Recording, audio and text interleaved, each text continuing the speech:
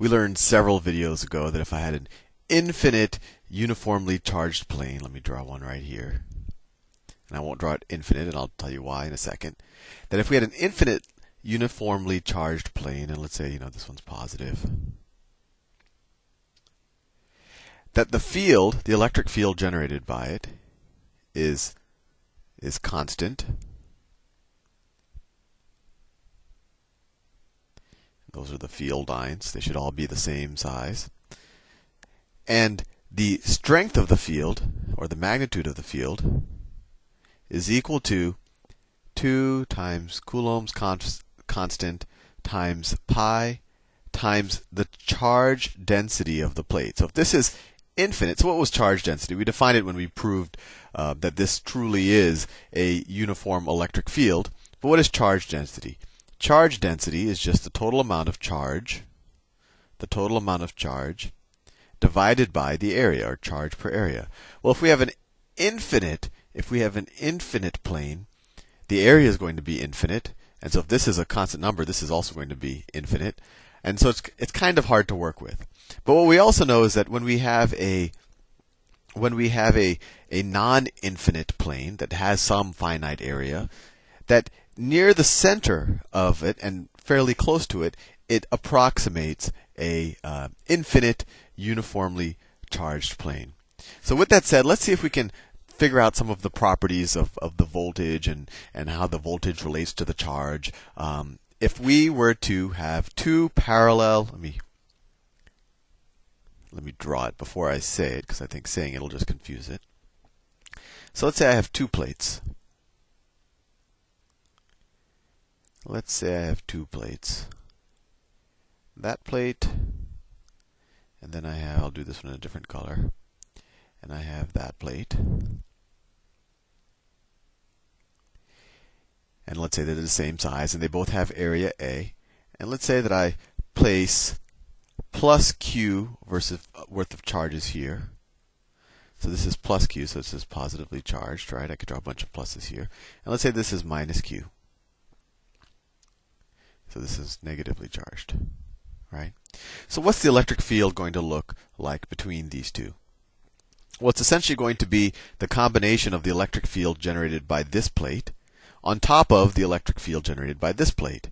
And they're both going to be constant, close to the center, assuming that they're reasonably close, and let's say that they're d apart.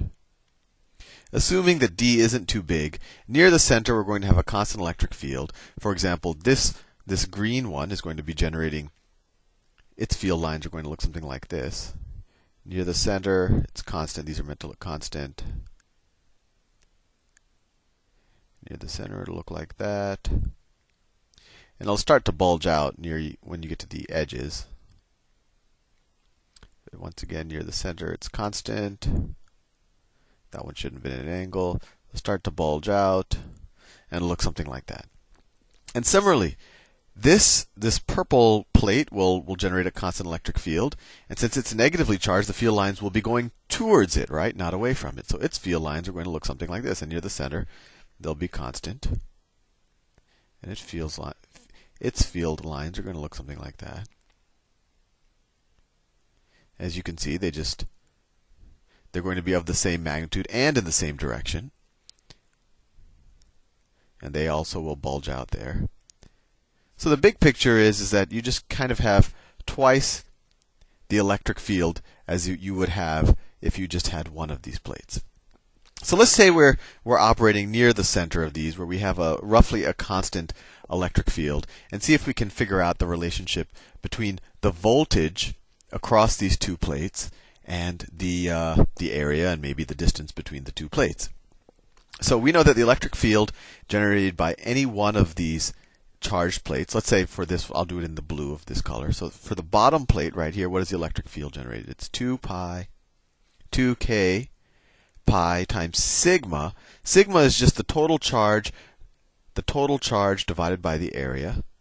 So Q over A, right? And we know that the electric field generated by this one is going to be essentially the same thing.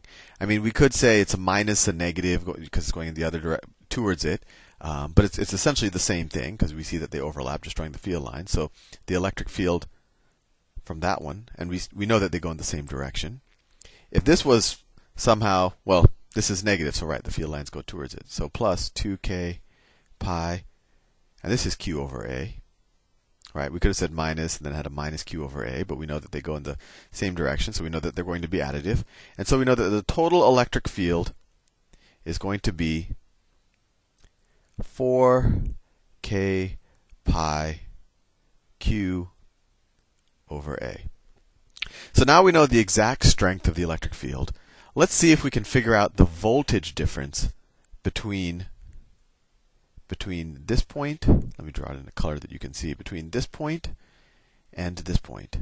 And what was voltage difference, just as a review? Well, voltage difference is the electrical potential energy per charge if the charge was here versus here. So how much more potential energy per coulomb is there for a charge to be here relative to here? So another way to view it is a charge here, a positive charge here, because by default we're always assuming a positive charge when we talk about positive numbers and what, the direction of the field lines or what the positive charge would do. So by default, a positive charge here really wants to go up to this negative plate. Although we later learned that most of the movement in electronics and electricity, it's actually the negative charge is moving, it's the electrons moving. But let's say we did have a positive ion or a positive charge. The voltage is a measure of if any charge is here, how badly does it want to move to this point. So if it has a way to move. If we have air here, maybe it's or if we have a vacuum here, it might be difficult or impossible for it to move up here. But maybe if we were to connect a wire where the charges could freely conduct, then it will move, and the voltage is kind of how badly does it want to move. You can almost view it as electrical pressure. And maybe I'll do a whole video on trying to get an intuitive understanding of voltage, because that really is probably the most important thing to get an intuitive understanding of if you ever wanted to study electrical engineering or whatever. But anyway, back to the problem. We know that the combined electric field is this, right? It goes upwards in that direction. So what is the electric potential at this point relative to this point, or the potential difference from here to here? Well, that's the amount of energy per charge it would take to move a charge from a positive charge from, let me switch colors, from here to there, right? Remember, electric potential energy is the amount of work necessary to move something from a charge from there to there. And then the voltage is how much to do it per charge. Let me write that down. So the work necessary to move a charge from there to there, let's say a 1 coulomb charge, right? It will be 1 coulomb times the electric field, right? Because we're always going to have to be going against the electric field, so we have to apply an equal and opposite force. So the force is going to be the electric field. So far this just generates us force. Coulomb times electric field, charge times electric field, tells us the force on the charge, right? That's force. And then we have to multiply that times distance. Force times distance. So we see the work necessary is going to be the electric field times d joules. The J is joules. And so what is the voltage? But the voltage difference, or the electric potential difference between this point and this point. Let's call that VA. Let's call that point A. Let's call that point B. So VA minus VB, which is the voltage difference, that's essentially the electric potential energy difference divided by, or the charge, or per charge. Well, here the charge was just 1, so we can just divide by 1, and we see that it is equal to the electric field times the distance. And the units are going to be joules, because we divided by both sides by charge, joules per coulomb, or volts. Right? That's just the units. So what does that equal? So the voltage difference, so we could say, change in voltage. The voltage difference is equal to the electric field, which we know is constant, 4k pi q over a times distance. Or we could rewrite this. Let's see if we could write, let's see if we could write q as a function of v. So if we just do a little bit of algebraic manipulation, we can get Q is equal to what? We would essentially divide both sides by 4 pi k d and multiply both sides by a. So we'd get a over 4 k pi d voltage. And why is this interesting? Why did I go through all of this work to get to this relationship? Well, what it shows you, if you look at this, if we assume that the area of the plates aren't changing, that's a constant. This is definitely a constant. And if we assume that the distance between the plates don't change, that what we see is that there's a proportional difference between the voltage and the amount of charge in the combined charge in the plates. And that's interesting because, before doing this, maybe voltage is somehow proportional to the square of the charges or to the square root. But now we know that's directly proportional. And actually, this term right here has a name, and it is called capacitance. And so another way of rewriting this, if we divide both sides by voltage, we get Q over V is equal to 1 over 4 k pi area over distance. And so what it essentially says is that the amount of energy actually I don't want to go into that yet, but for a given configuration, and the configuration is defined by the area of the plates and the distance.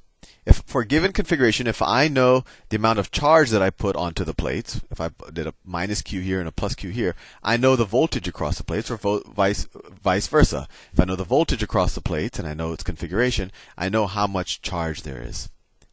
And this is called capacitance. And the units for capacitance is called the farad. And if you become an electrical engineer or even take a couple of electrical engineering courses, you'll become very familiar with this.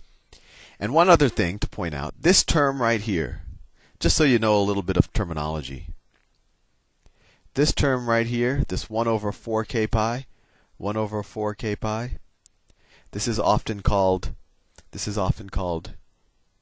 epsilon naught or just epsilon, and that's called the permittivity of free space or permittivity of the vacuum. And maybe in a future lecture or a future video, I'll talk more about why it's called that. But anyway, I'm already well over the time limit, so I just wanted to give you a sense of one, that you can calculate the voltage across what we call, in this case, this is a capacitor. It has capacitance.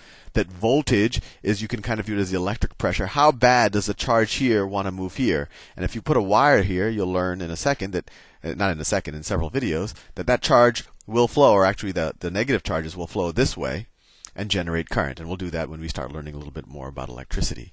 And that for any given configuration, it has a corresponding capacitance. And then given that capacitance, if I put some amount of charge, I can figure out the voltage. Or if I know there's some voltage, I can figure out the charge. Anyway, I will see you in the next video.